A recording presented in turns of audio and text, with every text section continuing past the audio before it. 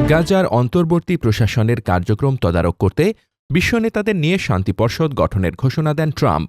মার্কিন president Trump গঠিত board of piece বা শান্তি পর্ষদে যোগ দিতে আমন্ত্রণ জানানো হচ্ছে একে একে অনেক দেশকে। গাজা শান্তি পর্ষদের সনদ সম্পর্কে অবগত এক মার্কিন কর্মকর্তা নাম প্রকাশ না করার শর্তে বলেন, ট্রাম্পের নেতৃত্বাধীন এই পর্ষদে স্থায়ী সদস্য পদ পেতে $100 কোটি অনুদান দিতে হবে। ওই কর্মকর্তা বলেছেন, সংগৃহীত অর্থ গাজা পুনর্গঠনে খরচ করা হবে। হাঙ্গেরির প্রধানমন্ত্রী শান্তি পর্ষদে যোগ দেওয়ার আমন্ত্রণ গ্রহণ করেছেন। হাঙ্গেরির পররাষ্ট্রমন্ত্রী এ তথ্য নিশ্চিত করেছে।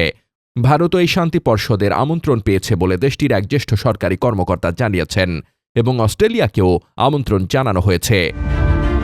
রোববার জর্ডান, গ্রিস, সাইপ্রাস ও পাকিস্তান বলেছে তারাও আমন্ত্রণ পেয়েছে।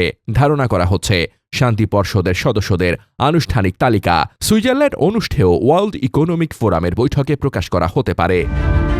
শান্তি পর্ষদের সদস্যরা গাজায় পরবর্তী পদক্ষেপ তদারকি করবেন। পরিকল্পনায় রয়েছে গাজায় একটি নতুন ফিলিস্তিনি কমিটি গঠন, একটি আন্তর্জাতিক নিরাপত্তা বাহিনী মোতায়েন, হামাসকে নিরস্ত্রীকরণ এবং যুদ্ধবিধ্বস্ত ভূখণ্ডটির পুনর্গঠন। গত শুক্রবার বিশ্ব নেতাদের কাছে পাঠানো আমন্ত্রণপত্রে তাদের প্রতিষ্ঠাতা সদস্য হওয়ার আহ্বান জানিয়ে ট্রাম্প বলেন, শান্তি পর্ষদ বিশ্বব্যাপী সংঘাত নিরসনে এক সাহসী নতুন পথ চলা শুরু করবে।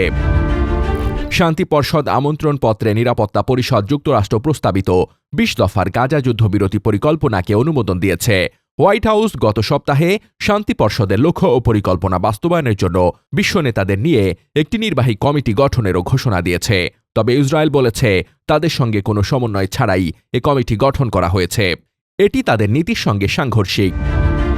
নির্বাহী কমিটির সদস্যদের মধ্যে রয়েছেন যুক্তরাষ্ট্রের পররাষ্ট্রমন্ত্রী রুবিও, ট্রাম্পের বিশেষ দূত স্টিভ উইটকফ, ট্রাম্পের জামাতা জ্যারেড কুশনার, যুক্তরাজ্যের সাবেক প্রধানমন্ত্রী টনি ব্লেয়ার, বিশ্বব্যাংকের প্রেসিডেন্ট অজয় বাঙ্গা ও ট্রাম্পের উপজাতীয় নিরাপত্তা উপদেষ্টা রবার্ট গ্যাব্রিয়েল।